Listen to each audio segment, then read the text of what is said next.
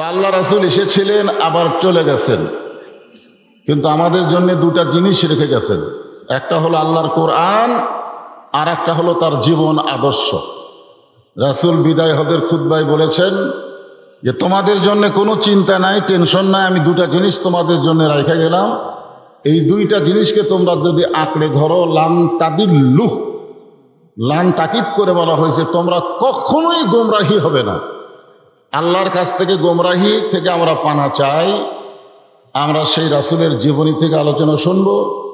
আমি যে আয়াতে কারিমা আপনাদের সামনে তেলাওয়াত করেছি, সে আয়াতকেও সামনে নিয়ে কথাবার্তা বলবো, কিন্তু সেই নবী সম্পর্কে আমাদের একটু জানা দরকার। ধরে কোন ঠিক কিনা? নবী সম্পর্কে না জানলে মানবেন কেমনে? আজকে আমরা চৌকিদারকে চিনি, আবার এসপিকেও চিনি। আপনারা বলেন যে দুইজনকে কি আমরা সমান মানি? দুইজনকে সমান মানি? চৌকিদার তো চৌকিদার, আর এসপি তো এসপি।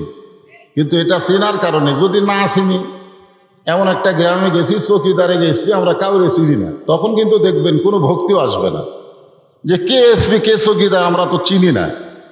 আজকে গোটা পৃথিবীতে বহু নেতা আছে, কিন্তু আমাদের নবী শুধু নবী না, তিনি হলেন বিশ্ব নেতা। জোরে কোন কথা ঠিক কি না? হ্যাঁ, এই জন্য আল্লাহ কোরআনে বলেছেন, লাকাদ কানা লাকুম ফি রাসূলিল্লাহি উসওয়াতুন হাসানা। যদি তোমরা সফলতা অর্জন করতে চাও, তাহলে বিশ্ব নবীর আদর্শকে তোমরা গ্রহণ করে নাও। আমরা নবীর আদর্শ যদি গ্রহণ করি, তাহলে কেবলমাত্র আল্লাহ আমাদেরকে সফলতা দান করবেন। আমাদের নবী হলেন এমন নবী, যেই নবীকে আল্লাহ তাআলা দুনিয়া থেকেই একটা ভ্রমণের মাধ্যমে আল্লাহ জান্নাতে প্রবেশ করাইছিলেন। বলেন সুবহানাল্লাহ। সেই ভ্রমণকে আমরা বলি লাইলাতুল মেরাজ। মেরাজের রজনীতে আল্লাহ তাআলা আমাদের নবীকে জান্নাতে প্রবেশ করাইছিলেন। নবী যখন জান্নাতে প্রবেশ করলেন, তখন নবীর সঙ্গে একজন ফেরেশতা ছিলেন। ফেরেশতার নাম হলো হযরত জিবরাইল। ফেরেশতা জিবরাইল বললেন, ইয়া রাসূলুল্লাহ, আপনি যখন জান্নাতে প্রবেশ করলেন, আপনি যদি জান্নাত থেকে বের না হন, আল্লাহ আপনাকে জান্নাত থেকে বার করে দিবে না। কারণ জান্নাতের একটা শর্ত আছে। জান্নাতের কি আছে? শর্ত হলো ফাদখুলুহা খালিদিন। কেউ যদি জান্নাতে একবার প্রবেশ করে, আল্লাহ তাকে চিরস্থায়ীভাবে জান্নাত দিয়ে দেয়। সুবহানাল্লাহ, জোরে কর না কেন? হ্যাঁ, তো আপনি যখন জান্নাতে প্রবেশ করেছেন, আপনি যদি আর জান্নাত থেকে বের না হন, তাহলে আল্লাহ আপনাকে জান্নাত থেকে বের করে দিবে না। সঙ্গে সঙ্গে আমাদের নবী এত রাগ করলেন। কি করলেন? রাগ করে বললেন, জিবরাইল, যেই কথা একবার বলেছ, এ কথা আর দ্বিতীয়বার বলো না। কারণ আমি নবী আমার জন্য না, আমি নবী হলাম আমার উম্মতের জন্যে। সুবহানাল্লাহ বলেন। দেখেন, জান্নাতের মধ্যে গিয়েও আমাদের নবী জিবরাইলকে কি বললেন? আমি নবী আমার জন্য নয়, আমি নবী হলাম আমার উম্মতের জন্যে। আল্লাহ যদি আমাকে জান্নাতে থাকার জন্য ঢুকতে বলতেন, আমি নবী জান্নাতে ঢুকতামই না। আল্লাহ শুধু আমাকে জান্নাত দেখার জন্য ঢুকতে বলেছেন, সেই জন্য আমি জান্নাতের মধ্যে প্রবেশ করেছি। ফেরেশতা জিবরাইল বললেন, হুজুর, তাহলে আপনি কি জান্নাতে প্রবেশ করবেন না? আল্লাহ রাসূল বললেন, আমি সেই দিন জান্নাতে প্রবেশ করব, যেদিন আমার সমস্ত গুনাহগার উম্মতিনীকে আল্লাহ জান্নাত দিয়ে দিবে। চিন্তা করে দেখেন, যেই নবী জান্নাতে যায়ও আমাদের কথা ভোলে নাই, আর এখন যে নেতার পিছনে আপনারা চামচাগিরি করতেছেন, এই নেতা ভোট পায় যদি সংসদে যায়, আর আপনাদের কথা মনেই থাকবে না। জোরে কোন কথা ঠিক কিনা? হ্যাঁ, এখন যতই বলুক গরিবের বন্ধু, জনদরদি, সমাজসেবক, যতই বলুক, কিন্তু সবসময় মনে রাখবে না। সবসময় যিনি আমাদেরকে মনে রাখবেন, যিনি কেঁদেছেন, যিনি কাঁদতেছেন, যিনি কাঁদবেন, তিনি হলেন আমাদের নবী মুহাম্মদুর রাসূলুল্লাহ সাল্লাল্লাহু আলাইহি সাল্লাম। এমন একজন নবী ভাগ্যগুণে পেয়েছি বলে আল্লাহর দরবারে শুকরগুজার করছি, আলহামদুলিল্লাহ। আমরা আল্লাহর দরবারে শুকরগুজার করছি, আমরা যে কোরআন থেকে তাফসীর শুনবো, যে কোরআন থেকে আলোচনা হবে, এই কোরআনের মধ্যে কোনো ভুল নাই, এই কোরআনের মধ্যে কোনো সন্দেহ নাই, এই কোরআনের মধ্যে কোনো ধোঁকা নাই। আপনারা বলেন আছে? বর্তমানে যে সংবিধান দিয়ে আমাদের বাংলাদেশ চলতেছে, মাঝে মধ্যে কেউ কেউ সংবিধান পরিবর্তন করার চেষ্টাও করতেছে, জোরে কথা ঠিক কিনা? ওই ৭২ সংবিধান আর চলবে না, এই সংবিধান বাতিল করে নতুন আবার সংবিধান করা লাগবে। এই ২৪-এর গণ আন্দোলনে যে অভ্যুত্থান হয়েছে, এই ২৪-এর গণ অভ্যুত্থান অনুযায়ী এবার নতুন করে সংবিধান তৈরি করা লাগবে। তাহলে বোঝা গেল ৭২-এ যেটা হচ্ছে সেটা ২৪-এ বাতিল করা লাগবে, এরকম কিছু কথা মানুষ বলে। কিন্তু আজ থেকে ১৪৫০ বছর আগে যে সংবিধান আল্লাহ আমাদেরকে দিয়েছেন কোরআন, কিয়ামত পর্যন্ত এইটা পরিবর্তন করার কোনো উপায় নাই। কি জন্যে নাই? আল্লাহ নিজে বলেছেন, ইন্না নাহনু নাযালনা যিকরা ওয়া ইন্না লাহু লাহাফিজুন।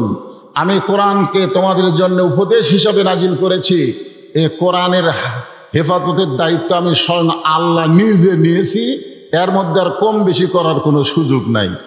এখন আপনারা বলেন তো, যে সংবিধান দিয়ে বাংলাদেশ চলতেছে, এই সংবিধানের মধ্যে সন্দেহ আছে না নাই?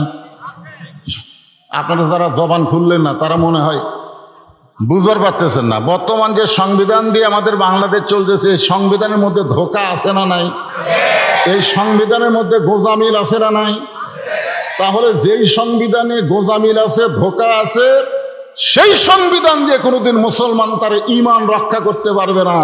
মুসলমানের ঈমানকে রক্ষা করতে গেলে আল্লাহর কোরআনকে তাদের সংবিধান হিসাবে বিশ্বাস করে এই কোরআনকে পার্লামেন্টে নিয়ে যাওয়া লাগবে। ধরে বলেন কথা ঠিক কি না? আমরা সেই পবিত্র কোরআনের আলোচনা আজকে এখানে তাফসীর আকারে শুনতে চাই। আমি যে আয়াতে কারিমা তেলাওয়াত করলাম, এই আয়াতটাই আপনাদের সামনে উপস্থাপন করার চেষ্টা করতেছি ইনশাআল্লাহ। আগে আপনারা দেখেন, কোরআন শরীফের দিকে তাকায় দেখেন। এটা এমন একটা কিতাব যেটাকে ধরবার গেলে সমস্যা আছে, শুনবার গেলে কোনো সমস্যা নেই।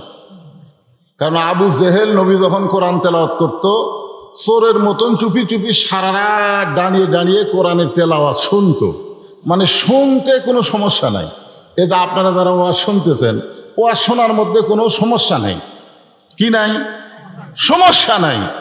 সারা রাত কোরআন দাঁড়ায় দাঁড়ায় শুনেছে, সকালবেলায় এসে কোরআনের পক্ষে তারিফ করে আবু জেহেল বলতেছে, এত সুন্দর কোরআনের বাণী, রাতটা কোন দিক দিয়ে গেল আমি বুঝবারই পারিনি। তার মানে বদবশিতে 12টা পর্যন্ত ওয়াজ করলো, কোন দিক দিয়ে সময় গেল আমি বুঝবারই পারিনি। এটা হলো শোনা। এটার নাম কি? এটা শোনা। মানে শুনতে এত ভালো লাগছে যে সারা রাত চলে গেছে, আমি বুঝবারই পারিনি। তা আবু সুফিয়ান বলতেছে, নেতা, যেই কোরআন শুনতে এত ভালো লাগে, রাত কোন দিকটা যায় বোঝা যায় না, সেই কোরআন ধরতে অসুবিধা কি? মানে শুনলেই যদি এত মজা লাগে, তাহলে এটা ধরবার গেলে সমস্যা কি? তা আবু জেহেল বলতেছে যে, আবু সুফিয়ান, কোরআনকে যদি গ্রহণ করি, কোরআনকে যদি আমরা ধরি, তাহলে তোর আর আমার এই ভুয়া নেতাগিরি চলবি না। কারণ কোরআনকে যদি গ্রহণ করি, তাহলে তোর আমার ভুয়া নেতৃত্ব চলবে না, আসল নেতা হয়ে যাবে কোরআন যার উপর নাজিল হয়েছে, সেই মুহাম্মাদুর রাসূলুল্লাহ। কিয়ামত পর্যন্ত একজনই নেতা থাকবে, আর কোনো নেতা আমরা মানিও না, আমরা বুঝিও না, আমরা জানিও না। তিনি হচ্ছেন আমার নেতা, তোমার নেতা। এখন চিন্তা করেন, আবু জেহেলের তরফ থেকে শুরু হয়েছে, যদি কোরআনকে গ্রহণ করি তাহলে আমাদের এই ভুয়া নেতাগিরি চলবে না। আজও বাংলাদেশে যারা ভুয়া নেতৃত্ব দিচ্ছে, তারা কখনো কোরআনের পক্ষে কথা বলবে না, কোরআনের হক কথা শুনবেও না, কেউ বলবার গেলেও বলতে দিবে না। ধরে কার কথা ঠিক কিনা? হ্যাঁ, খুব খেয়াল করবেন। তারপরে এক ভাই এখান থেকে মাঝখান থেকে বলেছে, এ কোরআনকে ধরবার গেলে কি হওয়া লাগবে? পবিত্র হওয়া লাগবে। আসলে এটা কোরআনেরই ভাষা, লা ইয়ামাসসুহু ইল্লাল মুতাহহারুন। ততক্ষণ পর্যন্ত তুমি কোরআন স্পর্শই করতে পারবে না, ধরা তো দূরের কথা, এরকম হাত দিবারও পারবা না, যতক্ষণ পর্যন্ত তুমি পবিত্র না হবা। তাহলে কোরআনকে ধরবার গেলে যদি পবিত্র হতে হয়, তাহলে সেই কোরআন যদি বাংলাদেশের পার্লামেন্টে যায়, তাহলে গোটা বাংলাদেশ কেমন পবিত্র হবে, এইটা আমাদের দেখার দরকার আছে না নাই? দরকার আছে না নাই? এখনো তো আমরা দেখতে পারিনি, একটু দেখার দরকার। আসলে কোরআন যখন মানুষ মানবে, আমি আয়াতে কারিমা তেলাওয়াত করেছি, ইন্নাল্লাযীনা ক্বালু রাব্বুনাল্লাহ সুম্মা ইসতাকাম, নিশ্চয় যারা বলবে আল্লাহ আমার রব, শুধু বলবে না, এর প্রতি যারা ইস্তেকাম থাকবে, এর প্রতি যারা অটল থাকবে। আজকে শুধু কোরআনের পক্ষে আমরা চিল্লাচিল্লি করব তা করলে হবে না, বাস্তবে আল্লাহর কোরআনকে গ্রহণ করা লাগবে, তারপরে যা হয়ে যায়। জোরে কোন কথা ঠিক কিনা? হ্যাঁ, এখন আল্লাহর কোরআনকে গ্রহণ করলে আমাদের বাংলাদেশের চেহারা কেমন পরিবর্তন হবে সেইটা বুঝাইতে গিয়ে আমি আপনাদের সামনে একটা ঘটনাকে উপস্থাপন করলাম। এই আয়াত অনুসারে একটু মনোযোগ দিয়ে শুনবেন। মানুষটির নাম হলো হযরতে ওমর। জোরে বলেন, নাম কি? ছদ্মবেশে মদিনার অলিগলি ঘুরতে গিয়া হঠাৎ হযরত ওমর দেখতে পায় বিস্তীর্ণ মরুভূমির ভিতরে একজন রাখাল উট আর দুম্বা চড়ায়। হযরত ওমর আল্লাহর কোরআনকে দেখার জন্য, এই যে কোরআন শুনবার আছেন, এই কোরআন শুধু শুনলে হবে না, বাস্তবে আল্লাহর কোরআন দেখা লাগবে। জোরে কোন কথা ঠিক কিনা? শুধুমাত্র আল্লাহর কোরআনকে দেখার জন্য রাখালকে সালাম দিলেন, আসসালামু আলাইকুম রাখাল ভাই, আমার পেটে ক্ষুধা লাগছে, আমি উটের এক পেয়ালা দুধ চাই। রাখাল মুস্কি মুস্কি হাসে। ওমর ফারুক চমকে গিয়ে বললেন, রাখাল, তোমাকে সালাম দিলাম, তুমি সালামের উত্তরও দিলা না। আমি ক্ষুধার দালায় উটের এক পেয়া দুধ চাইলাম, সে দুধ তুমি দিবা কিনা সেটাও বলো না। রাখাল মুস্কি মুস্কি হাসে আর বলে, পথিক, তোমার সালামের উত্তর দিবার পারবো না, উটের দুধও তোমাকে দিবার পারবো না। ওমর ফারুক বললেন, আমার অপরাধ কি? রাখাল বললেন, তোমার অপরাধ হলো আগে তোমার পরিচয় দাও। তোমার অপরাধ হলো আগে তোমার পরিচয় দাও। এখানে যে আমরা আসি, আমাদের একটা পরিচয় আছে না নাই? জোরে এখন আছে না নাই? কি পরিচয়? বদরশিদ পরিচয়। হ্যাঁ, কারণ আল্লাহ কোরআনে বলেছেন, লা তামুতুন্না ইল্লা ওয়া আনতুম মুসলিমুন, মুসলমান না হয়ে কেউ মরিও না। তুমি যত বড় এমপি হও, মন্ত্রী হও, তালুকদার হও, চৌধুরী হও, এইটা তোমার কোনো পরিচয় নাই। তোমার পরিচয় হলো জন্মানোর সময় মুসলমান, মৃত্যুর সময় মুসলমান। জোরে কোন কথা ঠিক কিনা? রাখাল বলতেছে, তোমার অপরাধ হলো তোমার পরিচয় দাও। ওমর ফারুক চিন্তায় পড়ে গেলেন, আমি আল্লাহর কোরআনকে দেখতে পাইছি, আর এই সময় যদি আমি আমার পরিচয় দেই তাহলে তো কোরআন দেখা যাবে না। এই চিন্তা যখন হযরত ওমর করতেছেন, এমন সময় আল্লাহর কোরআন ওমরের সামনে দাঁড়িয়ে বলতেছেন, ওমর, রাখাল যখন তোমার পরিচয় চাইছে, তুমি আসল পরিচয় দাও।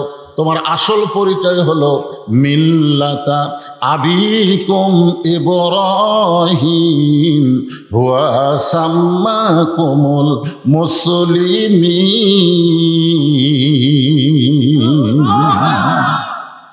কি পরিচয়? বাঙালি আমরা তো জানি আমাদের জাতির পিতা কে। এতদিন শুনছেন জাতির পিতা? জাতির পিতা না জুতার পিতা? আল্লাহর কোরআন এখানে সাক্ষী দিচ্ছে, মিল্লাত মানে জাতি, আবিকুম তোমাদের জাতির বাপ হচ্ছে ইব্রাহিম, তোমাদের জাতির পিতার নাম হলো হযরত ইব্রাহিম, হুয়া সাম্মাকুমুল মুসলিমিন, যিনি তোমাদের নাম রেখেছে মুসলমান। দুনিয়াতে পরিচয় দেওয়ার জন্য আমরা এক একটা নামে পরিচয় দেই, কিন্তু মূলত আমাদের আসল নাম হলো মুসলমান। জোরে বলেন, নাম কি? আরো জোরে। আল্লাহ যারা বলতেছে না তাদের কান্দের ফেরেশতারা কি বলতেছে কোন তো? আপনি যদি মুসলমান না বলেন, আপনার কান্দের ফেরেশতারা বিরক্ত হচ্ছে না? কিন্তু বক্তা বলবার কই তাও বলে না রে। তখন আল্লাহ বলতেছে, এই বাম কান্দের ফেরেশতা, কোরআনের আয়াত দিয়ে তাদের জাতির পিতা তাদের নাম রাখছে মুসলমান, এই মুসলমান যারা বলতেছে না তাদের কাঁধে লেখ বোবা শয়তান। তা আমরা কি বোবা শয়তান হব? তাহলে যখনই বলবো আমাদের পরিচয় কি, জবান খুলে বলবেন মুসলমান। আমাদের পরিচয় কি? আরো জোরে, জোরসে বলুন। জোর হলো না, আরো জোরে। ওমর ফারুক বললেন, রাখাল, আমার পরিচয় যখন শুনতে চাও তাহলে আমার পরিচয় হলো আমি একজন মুসলমান। রাখাল মুস্কি মুস্কি হাসে। ওমর ফারুক বলে, আবার হাসার কারণ কি? বলে, হাসার কারণ হলো আসল না নকল। এখানে যে বলা হচ্ছে সুম্মাস্তাকাম, আসল না নকল। অনেক মুসলমান আছে যারা নামাজ পড়ে না, এরকম মুসলমান আছেন নাই? এখানে এমনও কিছু মুসলমান বসে আছে যারা মাগরিবের নামাজও পড়েনি, এশার নামাজও পড়েনি, কিন্তু ওয়াজ শুনতেছে। আপনারা বলেন তো, যে ব্যক্তিরা ইচ্ছা করে নামাজ বাদ দিল সেই ব্যক্তিরা কি মুসলমান থাকে? কি হয়ে যায়? মান তারাকা সালাত মুতাম্মিদান ফাকাদ কাফারা, মুত্তাফাকুন আলাই। বুখারী এবং মুসলিম শরীফের মধ্যে আছে, ইচ্ছা করে কেউ যদি একটা ওয়াক্ত নামাজ বাদ দেয় সে আর মুসলমান থাকে না, সে কাফের হয়ে যায়। আর যারা নামাজই পড়ে না তাদের সম্পর্কে বলা হচ্ছে লা সালাতা লা ঈমানা। যারা নামাজ নাই তার ঈমানই নেই। লা সালাতা লা দীনা, যার নামাজ নাই তার কোনো ধর্মই নাই।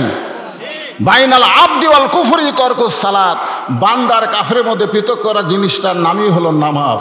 এখন যারা ইচ্ছা করে মাগরিব এশার নামাজ পড়ে নাই, যদি আজকে নামাজের ওয়াজ শোনার পরে নিয়ত করে আল্লাহ আমরা এত বড় ভুল করছি, আর ভুল করব না, ফজর থেকে আমরা নামাজ পড়ব, আল্লাহ বলে নিয়ত করার সঙ্গে সঙ্গে যত নামাজ না পড়ার পাপ হয়েছে আমি আল্লাহ মাফ করে দিলাম। কারণ ইন্নামাল আমালু বিন্নিয়াত, নিয়তের সঙ্গে সঙ্গে তার আমলের একটা রেজাল্ট আল্লাহ দিয়ে দেয়। যারা মাগরিব এশার নামাজ পড়েন নাই, আপনার নিয়ত করেন যে ফজর থেকে ইনশাআল্লাহ। কি কি বুঝবার চাচ্ছেন? যে আপনারা কতদিন বাঁচবেন, কত বছর বাঁচবেন, এরকম কোনো গ্যারান্টি কার্ড আপনাদের কাছে আছে? একটা দোকানে যা বলতে ভাই এই মোবাইল কিনতেছি, এটা কয় বছরের গ্যারান্টি? দোকানদার বলতেছে 5 বছরের গ্যারান্টি। তখন কই যাক এটা কিনা যাবে। দুই কান্দের ফেরেশতা আল্লাহ বলতেছে আল্লাহ এই একটা মোবাইল কিনবার যে গ্যারান্টি খুঁজতেছে, ওর জীবনের গ্যারান্টি কতদিন? এক পলকের নাই ভরসা, এক পলকের নাই ভরসা, মিশে সকল আশা, কখন বুঝি দারুণ ঝড়ে ভাঙবে তোমার বাসা, মিশে হে মায়াই মন্দিরে থাইকা করলাম কত খেলা, পশ্চিমে তাকায়া দেখো তোমার ডুইবা গেছে বেলা। যারা যুবক আছো তারা মনে করতেছো আমরা এখন মরতেছি না হুজুর, আমাকে দাদা বাসে আছে, বাপ বাসে আছে, আমাকে রে তো সিরিয়াল আমরা 3 নম্বরে আছি। কি যুবক সিরিয়ালে কয় নম্বর? অনেক দাদা তারা নাতির জানাজার নামাজ পড়তেছে। আপনারা দেখছেন? আমি দেখছি দাদা নাতির জানাজার কান্দেছে, নাতি মোটরসাইকেল নিয়ে অ্যাক্সিডেন্ট করছে, করেই মারা গেছে। দাদা বেঁচে আছে, নাতি মরে গেল। তো তোমরা যারা যুবক রাস্তাঘাটে ঘুরতেছ, মনে করতেছ আমাকে তো আর মরার বয়স হয়নি। মরার কোনো বয়স লাগবে না, খালি হুকুম হওয়ার সাথে সাথে মৃত্যু হবে। জোরে কার কথা ঠিক কিনা কথা বলে? ওমর ফারুক বললেন রাখাল আমার পরিচয় হলো আমি একজন মুসলমান। রাখাল মুস্কি মুস্কি হাসি আর বলে আসল না নকল? ওমর ফারুক বলতেছে রাখাল মুসলমান তো মুসলমানই, এখানে ওর আসল নকল কি? রাখাল বলতেছে আসল মুসলমান যারা হবে তারা চাওয়ার ব্যাপারে সতর্ক থাকবে। আসল মুসলমান জাত তার কাছে চাবে না, দরকার হলে ফাঁসির মঞ্চে যাবে, কিন্তু রাষ্ট্রপতির কাছে প্রাণ ভিক্ষা চাবে না। জোরে কোন কথা ঠিক কিনা? দরকার হলে ফাঁসির মঞ্চে যাবে। এরকম কিছু মুসলমান আমরা বাংলাদেশে দেখছি হাসিনার সময়। জোরে কোন কথা ঠিক কিনা? রাষ্ট্রপতি পক্ষ থেকে একটা ক্ষমা ঘোষণা, তোমরা দরখাস্ত করো, রাষ্ট্রপতি যদি দয়া করে মাফ করে তাহলে তোমাদের ফাঁসি হবে না। ফাঁসির আসামি মুচকি মুচকি হাসতেছে। তো মুচকি মুচকি হাসার কারণ? উকিল জিজ্ঞাসা করতেছে হাসতেছেন কেন? বলে হাসার কারণ হলো বাংলাদেশে 3টা রাষ্ট্রপতিকে ক্ষমতা থাকা অবস্থায় মরা দেখছি। এই বাংলাদেশে 3টা রাষ্ট্রপতি, তাদের সকলের নামের শেষে আছে রহমান। এই 3টা রহমান ক্ষমতার থাকা অবস্থায় মারা গেছে। একটা হলো বঙ্গবন্ধু শেখ মুজিবুর রহমান, একটা হলো জিয়াউর, আর একটা হলো জিল্লুর। এই 3টা প্রেসিডেন্ট ক্ষমতার থাকা অবস্থায় মারা গেছে। তো যারা নিজেরাই মরে যায় তাদের কাছে কোনো ইমানদার প্রাণ ভিক্ষা চায় না। প্রাণ ভিক্ষা চাওয়ার একমাত্র মালিক হচ্ছে আমাদের আল্লাহ। জোরে গান কথা হে মাশাআল্লাহ। ওদিকে তো ভালো যুবক বুঝছে রে, খুব জোরে শব্দ শোনা যাচ্ছে। মাশাআল্লাহ সুবহানাল্লাহ। আমরাও প্রত্যেকটা নামাজে সূরা ফাতিহার মধ্যে ওয়াদা করতেছি ইয়াকা নাবুদু ওয়া ইয়াকা নাস্তাইন। আমরা গোলামি করি কার? তাহলে সাহায্য চাবো কার কাছে? রাখাল বললেন ফতিক তুমি যদি আসল মুসলমান হও তাহলে তুমি দুধ চাইলা কার কাছে? সঙ্গে সঙ্গে উমরের চোখ দিয়ে দর দর করে পানি পড়তেছে। আল্লাহ, তোমার কোরআন যখন সমাজের মধ্যে চালু থাকবে, উমর যদি কোনো ভুল করে একটা রাখাল পর্যন্ত ভুলটা ধরতে পারবে। বাংলাদেশের কোনো জায়গায় কোরআন চালু না থাকলেও আপনাদের মসজিদের মধ্যে কোরআন চালু আছে। ইমাম সাহেব যদি 4 রাকাত নামাজে 3 রাকাতে বসে, একটা ভ্যানালা পর্যন্ত ভুল ধরার ক্ষমতা রাখে। জোরে কান কথা ঠিক কিনা? এশার নামাজ কয় রাকাত? 4 রাকাত। ফরজ কয় রাকাত? কথা কয় না। ফরজ কয় রাকাত? ইমাম সাহেব 2 রাকাত নামাজে বসছে, আবার 3 রাকাত বসে গেছে। তো সামনে কাতারে যারা আছে তারা অত খেয়াল করেনি, বুঝলেন? তারা খেয়াল। কিন্তু 3 নম্বর কাতারে একটা অটো ভ্যান চলে, ভ্যানক খালি চাবি দিয়ে থুয়ে নামাজ শুরু করছে। ওই চিন্তা করে, কে রে, এশার নামাজে 2 রাকাতের পরে একটা বৈঠক, 4 রাকাত পরে একটা বৈঠক, ইমাম সাহেব 3 রাকাত পরে বসলো কেন? আল্লাহু আকবার। যেই মাত্র আল্লাহু আকবার কছে, ইমাম কাঁদতে কাঁদতে খাড়া হচ্ছে। ইমাম যদি মনে মনে কয় এতদিন 4 রাকাত পড়াছি, আজ থেকে 3 রাকাত যদি বসমো, যতই চেষ্টা কর আমি উঠবো না।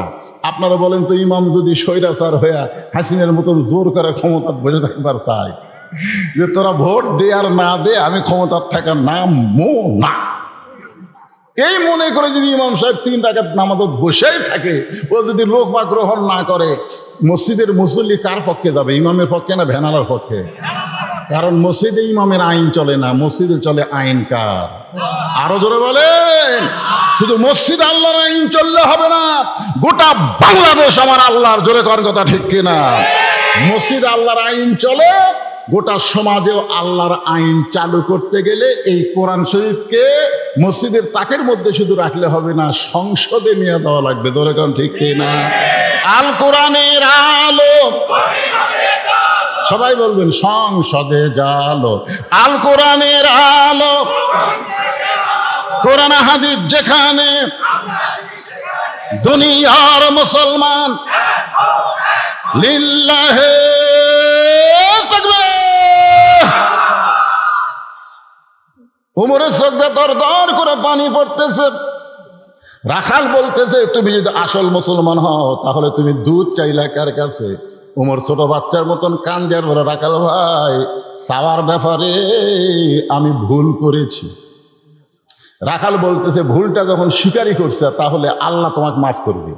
আপনারা যত বড়ই ভুল করেন, এতদিন হলে নামাজ পড়েননি, এখন যদি ভুল স্বীকার করেন, এতদিন আওয়ামী লীগ করছেন করে দেখলেন যেই দলের প্রধানমন্ত্রীর থেকে শুরু করে একটা ইএমপি পর্যন্ত থাকে না রে, সগলি পলে যায়। না না না, চিন্তা করে দেখেন, যেই দলের প্রধানমন্ত্রীর থেকে শুরু করে একটা ইএমপি মেম্বার পর্যন্ত পলে যায়, সেই দল আর কর্ম না রে, আজ থেকে তওবা করলাম, সেই দল বাদ দিলাম। কি কোন? তওবা করার সুযোগ আছে না? আপনি ভুল স্বীকার করেন ভাই, এ আওয়ামী লীগ আর কর্ম না ভাই, আমি ভুল স্বীকার করছি। উমর ফারুক বলতেছেন, রাখাল ভাই, আসলেই চাওয়ার ব্যাপারে আমি ভুল স্বীকার করলাম। রাখাল বলতেছে, ভুল যদি স্বীকার করছো তাহলে আল্লাহ তোমাকে তওবা করার সুযোগ দিবে। তওবা শব্দের অর্থ কি? ফিরে আসা। ভুলটা যখন স্বীকার করছো, আল্লাহ তোমাকে তওবা করার সুযোগ দিবে। তুমি তওবা করলে আল্লাহ তোমাকে মাফ করবে। ওমর ফারুক বলেন, রাখাল ভাই, তাহলে আমি তওবা করতেছি। রাখাল বলে, তুমি মূর্খ মানুষ, তুমি তওবা কেমনি করবা? ওমর ফারুক চুপ করছে, বলে, আমি মূর্খ? বলে, মূর্খ না হলে যাত্রার কাছে চাই। যারা গান গায়, দয়াল বাবার দরবারেতে কেউ ফিরে না খালি হাতে, আপনারা বলেন তো, এরা শিক্ষিত না মূর্খ? কথা কন, শিক্ষিত না মূর্খ? এরা জাতির মূর্খ। কারণ দয়াল বাবা কিছুই দিবার পারে না। তারা যদি বলতো, আমার দয়ার আল্লাহর দরবারেতে কেউ ফিরে না খালি হাতে, আল্লাহ আল্লাহ আল্লাহ, ঠিক আছে না নাই? ধরেন ঠিক আছে নাই? কিন্তু ওরা কি বলতেছে? দয়াল বাবার দরবারেতে কেউ ফিরে না খালি হাতে। এটা কি? হ্যাঁ, তোমার মতন মূর্খ কেউ নাই। বরং আমি তোমাকে তওবা পড়াই, তুমি আমার সঙ্গে তওবা পড়ো। হযরত ওমরের চোখ দিয়ে দর দর করে পানি পড়তেছে। আল্লাহ, তোমার কোরআন যখন সমাজের মধ্যে চালু থাকবে, ওমরের মতন ভুল করলে একটা রাখাল পর্যন্ত তাকে তওবা পড়ানোর সাহস পাবে। এবার রাখাল হযরত ওমরকে তওবা পড়াচ্ছেন, যারা মাগরিব এশার নামাজ পড়েন নাই আর যারা নামাজ পড়েছেন আমরা সকলেই তওবা করব, কারণ যেভাবে নামাজ পড়া দরকার আমরা সেভাবে আদায় করতে পারতেছি না। কারণ বাংলাদেশে নামাজ পড়ার কথা আমরা বলি, কিন্তু নামাজ কায়েমের কথা আমরা বলতে পারি না।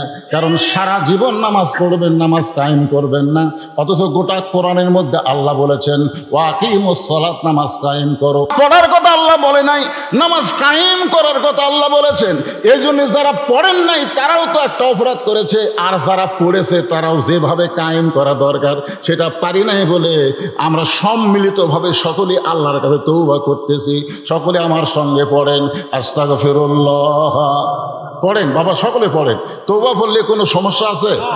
তাহলে জবান খুলে সবাই পড়েন আস্তাগফিরুল্লাহ রব্বি মিন কুল্লি জামবিউ ওয়া তুবু ইলাইহি লা হাওলা। পড়েন লা হাওলা ওয়ালা কুওয়াতা ইল্লা বিল্লাহিল আলিয়্যিল আযীম।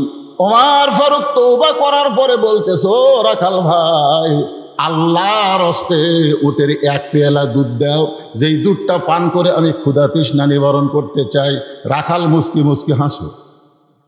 ওমর ফারুক বলে আবার হাসার কারণ কি? রাখাল বলতেছে তওবা করার পরে তুমি আবার মুনাফিকি করলে। আপনারা বলেন তো, কাফের আর মুনাফিক এই দুটার মধ্যে কোনটা খারাপ?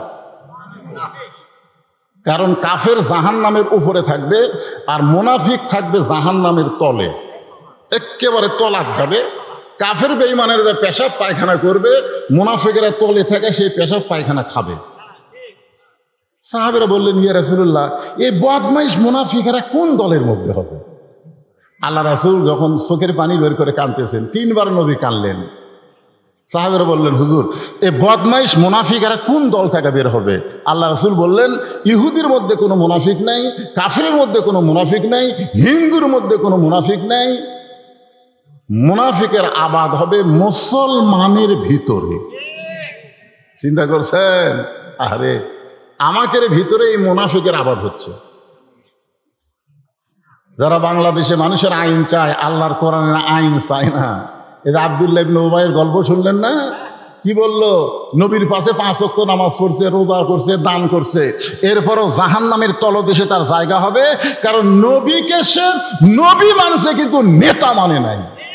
নবীকে নবী মানুষে, নবীর প্রতি দরুদ পড়ি, নবীরে সালাম করি মসজিদের ভিতরে, কিন্তু নবীর সমাজ গড়ার কাজে যাদের দ্বন্দ্ব মনে বাজে তারাই হলো মুনাফিক। ওমর ফারুক চক্ষু লাল করে বলতেছে, রাখাল তুমি আমাকে মুনাফিক বলার সাহস কেমনে পাইলা? রাখাল বলতেছে এত রাগ করো কেন? রাখালকে আর হযরত ওমরকে চেনে নাকি?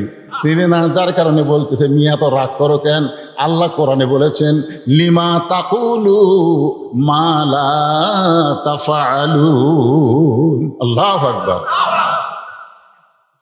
তুমি সত্যি করে দেখো তো তোমার মুখের সাথে মনের মিল আছে? রাখাল হযরত ওমরকে বলতেছে তুমি একটু খেয়াল করে দেখো তো তোমার মুখের সাথে মনের মিল আছে? একটু খেয়াল করে দেখো। তুমি যখন আমাকে রাখাল বললা, তোমার মন ভাবতেছে আমি হলাম রাখাল, আমি উটের মালিক না। উটের মালিক যদি আমাকে বিশ্বাস করতে তাহলে তুমি আমাকে রাখাল বলতে না। যখন আমাকে রাখাল বলেছ তখন তোমার মন বলতেছে আমি উটের মালিক না। আর মালিক বাদ দিয়ে কেউ যদি রাখালের কাছে আল্লাহর হস্তেও চায়, রাখাল দিবার পারবে না। অনেকে বলে না হুজুর আমার কোনো টেনশন নাই, হুজুর আমি পীর ধরছি, হুজুর পীর ধরছে, রাখাল ধরছে। ধরে এখন কি ধরছে? আমাকে একজন ধরছিল, হাতের মধ্যে এসে 100 টাকা দিয়ে কয় হুজুর দোয়া করেন। চকচকা টাকা পরে থুয়া বলি কি দোয়া বাবা? বলে হুজুর আমার বইয়ের পরে বাচ্চা আছে, আল্লাহ যেন একটা পুত্র দেয়। আমি তখন পকেটের 200 টাকা বের করে দিয়ে দিলাম। হুজুর আমি তো টাকা চাইনি, আমি দোয়া চাইছি। আমি বললাম পাগলা, তুই যাক ধরছু সে নিজেই 3টা মেয়ের বাপ। সে নিজেই 3টা মেয়ের বাপ, তার দোয়া দিয়ে যদি বেটা ছাওয়াল হতো তাহলে আল্লাহ তাকে একটা পুত্র সন্তান দিত। এত দোয়া করছি পারে, আমাকে আল্লাহ পুত্র দেয়নি, তা আমার কাছে আবার তোর বইয়ের জন্য দোয়া লিবে যাচ্ছি। তখন বলতে যে হুজুর তাহলে আপনি টাকা আপনি নেন, আমার দামাত দেন। এই টাকা অ্যাকচুয়ালি দৌড় মারতেছে। আমি জিজ্ঞেস করলাম কোথায় যাবি, বলে ওই হুজুরের কাছে যাবো যার বেটা সওয়াল আছে। আমি বললাম কোনো হুজুরের কাছে না, কোনো পীরের কাছে না, কোনো বাবার কাছে না, কোনো মাজারে না, পাবার যদি চাও একানিষ্ঠভাবে দিবার পারে যিনি তার কাছে চাও। জোরে কার কথা ঠিক কিনা? রাখাল বলে পথিক, সত্যি যদি উঠে 1 পেয়ালা দুধ চাও, এখান থেকে মালিকের বাড়ি হলো 10 মাইল দূরে।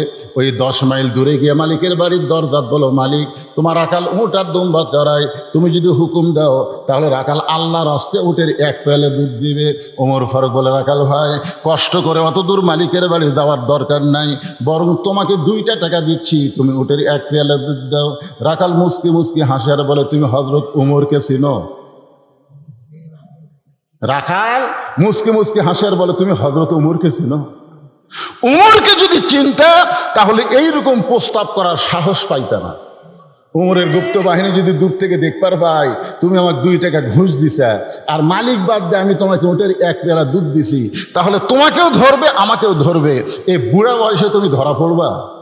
ওমর ফারুক বলে, রাখাল ভাই আসলেই তো তাই, তাহলে চলো পাহাড়ের গুহার মধ্যে যাই, সেই গুহার মধ্যে গিয়া তোমাকে গোপনে 2 টাকা দিব, আর তুমি গোপনে উটের 1 পেয়ালা দুধ দিবা, তোমার মালিকও জানতে পারবে না, উমরের গুপ্ত বাহিনীও ধরতে পারবা না। রাখাল চিল্লায় বলে, তুমি ভণ্ড, তুমি ভণ্ড, তুমি ভণ্ড। উমর ফারুক বলে, রাখাল আমার মধ্যে ভণ্ডামির কি দেখলা? রাখাল বলে, পথিক পাহাড়ের গুহার মধ্যে দেওয়া নেওয়া করলে উমরের গুপ্ত বাহিনী দেখতে পারবে না, আমার মালিক জানতে পারবে না, কিন্তু রাখাল যে আল্লাহকে ইন্নাল্লাযীনা ক্বালু রাব্বুনাল্লাহু সুম্মা ইসতাকামু, যে আল্লাহকে ইস্তেকাম করে অটলভাবে ধারণ করেছে, সেই রাখাল বিশ্বাস করে কেউ না দেখলেও আল্লাহ দেখতেছে। সঙ্গে সঙ্গে উমর ফারুক মারছে দৌড়, এক দৌড়ে পাহাড়ের পাদদেশে জায়নামাজ বিছায়া 2 রাকাত নামাজ পড়ে আল্লাহর কাছে বলতেছে, আল্লাহ তোমার কোরআন এত সুন্দর, তোমার কোরআন এত সুন্দর, তোমার কোরআন যখন সমাজের মধ্যে চালু হয়ে যায় তখন কেউ না দেখলেও আল্লাহ দেখে, এই বিশ্বাসটা প্রত্যেকটা মুমিনের কলিজায়। কেউ না দেখলেও কে দেখতেছে? আজকে আমাদের ছেলেদের হাতে যত দামি মোবাইল থাক, যত দামি মোবাইল থাক, স্ক্রিন টাচ মোবাইল আপনার ছেলের হাতে আছে। যখন দরজা জানলা বন্ধ হয়ে যায়, রাত যখন গভীর হয়, তখন মনে করে বাপ মাও তো ঘুমিয়ে গেছে, দরজা জানলা সব বন্ধ, এই সুযোগে আমি দেখি রে, এই সুযোগে আমি দেখি, কেউ দেখতে পাচ্ছে না তো। কিন্তু আল্লাহর কোরআন যখন চালু হবে তখন কেউ না দেখলেও আল্লাহ দেখতেছে, এই বিশ্বাস তার কলিজায় আসবে। তার কাছে মোবাইল থাকবে, তার কাছে সব কিছু থাকবে, যেটা বৈধ সেটা করবে, যেটা হারাম সেটা করবে না। মা আতাকুমুর রাসূলু ফাখুযুহু ওয়া মা নাহাকুম আনহু ফান্তাহু। জোরে কোন ঠিক কি না? ওমর ফারুক পাহাড়ের পাদদেশে 2 রাকাত নামাজ পড়ে আল্লাহর কাছে শুকরিয়া করতেছে, আল্লাহ তোমার কোরআন এত সুন্দর, আজকে রাখালকে দেখি নাই, রাখালের ভিতরে আল্লাহ তোমার কোরআন দেখতে পাই। আল্লাহ তোমার কোরআন এত সুন্দর, তোমার কোরআন যখন চালু থাকে দুনিয়ায় কেউ না দেখলেও আল্লাহ দেখতেছে, এই বিশ্বাস রাখালের কলিজা। রাখাল উমর ফারুকের পিছনে এসে বলতেছে, পথিক যতই কান্দ উটের দুধ আমি দিবার পারলাম না। ভাই মনোযোগ দিয়ে শুনবেন, যতই কান্দ উটের দুধ দিবার পারলাম না। উমর ফারুক বললেন, রাখাল ভাই উটের দুধের দরকার আমার নাই, উটের দুধের দরকার আমার নাই, আমি শুধু তোমার কাছে জানতে চাই, তুমি না দেখা আল্লাহকে কলিজার মধ্যে জায়গা দিয়ে তুমি যে আল্লাহর কোরআন অনুযায়ী চলতেছো, এর বিনিময়ে তোমার চাহিদা কি? আপনারা বলেন তো যে বাংলাদেশে আল্লাহর কোরআন চালু হোক, আর কোরআন চালু করতে গিয়া এই হাসিনার সময় যারা কোরআনের পক্ষে ছিল, কোরআনের আন্দোলন করেছে, তাদের অধিকাংশকে জেলের মধ্যে ঢুকাইছে। কোরআনের আন্দোলন যারা করেছে, বাংলাদেশে যারা কোরআনে আল্লাহর আইন চায়, তাদেরকে ঘর থেকে বের হবার দেয়নি, সুন্দর বাড়িতেও তারা থাকতে পারে না, আলুর বাগুড়ের মধ্যে ঘুম পাড়ছে। জোরে কোন কথা ঠিক কথা বলেন। এখন চিন্তা করে দেখেন, উমর ফারুক বলতেছে রাখাল ভাই, ওই না দেখা আল্লাহকে কলিজার মধ্যে জায়গা দিয়া আল্লাহর কোরআন অনুযায়ী তুমি চলতেছো, এর বিনিময়ে তোমার চাহিদা কি? তুমি কি চাও? কারণ তোমার তো ভালো চাকরি নাই, তুমি রোদের মধ্যে উর্দুম্বার রাখালি করো, তোমার একটা ভালো বাড়ি নাই, তোমার ভালো খাওয়া নাই, এরপরেও তুমি আল্লাহর আইন কোরআন মানতেছো, এর বিনিময়ে তোমার চাহিদা কি? সঙ্গে সঙ্গে রাখাল আল্লাহর কোরআন থেকে তেলাওয়াত করলেন, রব্বানা, সকলে পড়েন, রব্বানা আতিনা ফিদ দুনিয়া হাসানাতাও ওয়া ফিল আখিরাতি হাসানা ওয়া কিনা আযাবান্নার। ওমর ফারুক বললেন, রাখাল, আমি তোমার চাহিদার কথা শুনতে চাইলাম আর তুমি আল্লাহর কোরআনের আয়াত শোনালে। রাখাল বলে, তুমি আসলেই মূর্খ। রাসূল বলেছে, আমার পরে কেউ যদি নবী হতো, লাউ কানা উমর, আল্লাহ উমরকে নবী বানাই দিত। আর সেই উমরকে রাখাল বলতে, তুমি আসলেই মূর্খ। আরে মিয়া, এই আয়াত দিয়ে আমি দুটা জিনিস চাইছি, আমার চাহিদা হলো দুইটা। একটা হলো রব্বানা আতিনা ফিদ দুনিয়া হাসানা, আর একটা হলো অফিল আখিরাতে হাসানা। দুনিয়ার সৌন্দর্য হলো মহামানব হযরত উমরকে আমি এক নজর দেখতে চাই, যে উমর আল্লাহর কোরআনের আইন চালু করার কারণে আমার মতন রাখাল না দেখা আল্লাহকে কলিজার মধ্যে জায়গা দিবার পারছে। সেই হযরত উমরকে যদি খালি একটা বার জীবনে খালি একটা বার যদি দেখতে পাইতাম ভাই, আমার দুনিয়ার আশা আল্লাহ পুরা করত। আমার 2 নম্বর আশা হলো, আমি রাখাল যখন মরে যাব, অদম রাখালকে আল্লাহ যেন জান্নাত দেয়। সঙ্গে সঙ্গে হয়তো ওমর দৌড়ে এসে রাখালের হাতটা এরকম খস করে ধরছে, ধরেই 3টা চুমা খাবে। কয়টা চুমা? 3টা চুমা খায় বলতেছে, তোমার 2 নম্বর চাহিদা আল্লাহ পুরা করছে। 2 নম্বর চাহিদা কি? 2 নম্বর চাহিদা বুঝতেছেন না? আমি মরার পরে আল্লাহ যেন কি দেয়? জান্নাত দেয়। উমর ফারুক বললেন, তোমার 2 নম্বর চাহিদা আল্লাহ পুরা করছে। কারণ সুম্মাস্তাকামু তাতানাজ্জালু আলাইহিমুল মালায়েকা আল্লা তাখাফু ওয়ালা তাহজানু ওয়া আবশিরু বিল জান্নাতিল্লাতী কুনতুম তুআদুন। তোমার কোনো ভয় নাই, তোমার কোনো চিন্তা নাই, মরার সঙ্গে সঙ্গে 8টা জান্নাত তোমাকে বরণ করে নিবে। আপনারা সবাই সুবহানাল্লাহ কইলেন, কিন্তু রাখাল সুবহানাল্লাহ কয় না। ওমর ফারুক বলতেছে, রাখাল, তোমার 2 নম্বর চাহিদা আল্লাহ পুরা করছে, মরার সাথে সাথে আল্লাহ তোমাকে জান্নাত দিয়ে দিবে। রাখাল সুবহানাল্লাহ কয় না। ওমর ফারুক বলে, রাখাল, এই মরার সঙ্গে সঙ্গে আল্লাহ তোমাকে জান্নাত দিবে, তুমি সুবহানাল্লাহ কও না কেন? রাখাল বলতেছে, মরার পরে আল্লাহ আমাকে জান্নাত দিবে, এটা হলো বাকি কথা। আর হযরত উমরকে দেখা, এটা হলো লগত কথা। তো আমার দুনিয়ার চাহিদাই পুরা হয়নি, মরার পরে আমি জান্নাত পাবো, সেইটা নিয়ে আমার এত আনন্দ নাই। কারণ আমার চাহিদাই হলো 2টা। 1 নম্বর চাহিদা হলো হযরত উমরকে আমি এক নজর দেখবো, 2 নম্বর চাহিদা হলো মরার পরে জান্নাতে যাব। তাহলে নগদটাই আমার এখন পূর্ণ হয়নি। হয়তো উমরকে যতদিন না দেখবো ততক্ষণ পর্যন্ত জান্নাতের ধান্দা আমার নাই। ওমর ফারুক চিন্তায় পড়ে গেলেন যে আমি যে হযরত ওমর, এইটা রাখালকে কেমনে বলবো যে রাখাল আমাকে তওবা পড়াছে, যে রাখাল আমাকে মুনাফিক কইছে, যে রাখাল আমাকে ভণ্ড কইছে। এখন যদি বলি, ভাই রাখাল আমি ওমর, বলাও সারা, রাখাল হাত ফেল করে মরাও সারা। ধরে কোন কথা ঠিক কিনা? যে ওমর রাস্তাতে গেলে শয়তান কয়দিন যায় না? ধরে কোন কয়দিন যায় না? এখন ওমর চিন্তা করতেছে, আমি যদি খালি বলি যে আমি ওমর, খালি বলাও সারা, মরাও সারা। ওমর ফারুক চিন্তায় পড়ে গেলেন, আমি এখন কি করব? এমন সময় আল্লাহর কোরআন ওমরের সামনে এসে বলতেছেন, ওমর উদউ ইলা সাবিলি রাব্বিকা বিল হিকমা। ওমর, সরাসরি যদি বলবার না পারো, সরাসরি, কারণ এখন সরাসরি কিছু ওয়াজ করবার গেলে আগে আওয়ামী লীগ খেপে যেত, এখন আবার বিএনপি খেপে যাচ্ছে। জোরে কোন কথা ঠিক কিনা? এই জন্যে ডাইরেক্ট কথা না বলে আল্লাহ কোরআনে বলতেছেন যে কি করো, হেকমত অবলম্বন করো। ওমর ফারুক যদি বলে যে আমি ওমর, তাহলে বলাও সারা, মরাও সারা। জোরে কোন কথা ঠিক কিনা?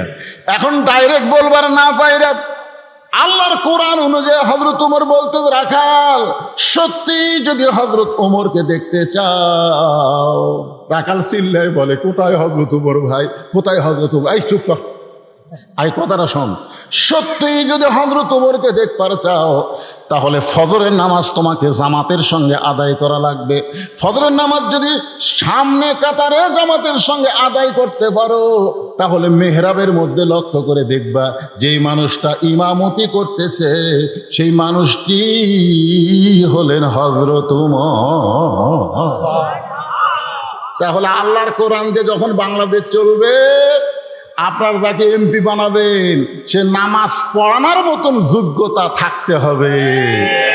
নামাজ খালি পাশে যায় পড়লে হবে না, পড়ান লাগবে। হঠাৎ যদি একদিন ইমাম না আসে, হঠাৎ যদি একদিন ইমাম আসেনি, তখন কে ইউনিয়নের পড়াবি, কে ওয়ার্ডের পড়াবি, কে মেম্বার সাহেব। সত্যি যদি ওমরকে দেখতে চাও, তাহলে তোমাকে ফজরের নামাজ সামনে কাতারে আদায় করা লাগবে।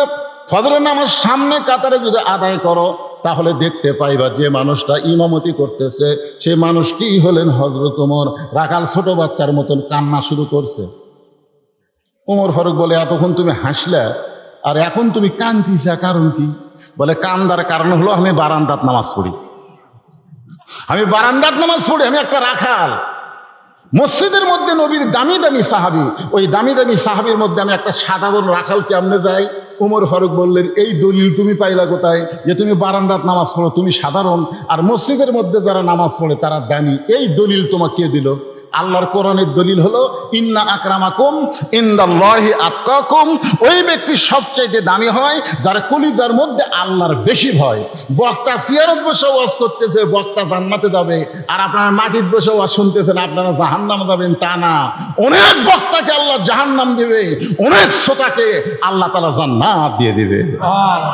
জান্নাত জাহান্নাম হবে তাকওয়ার ভিত্তিতে। জোরে কান, কিসের ভিত্তিতে? তাকওয়া। তাকওয়া, তাকওয়া বোঝেন? আল্লাহর ভয়। ইন্না আকরামাকুম ইনদাল্লাহি আতকাকুম। ওই ব্যক্তি সবচাইতে সম্মানিত যার কলিজার মধ্যে আল্লাহর বেশি ভয়।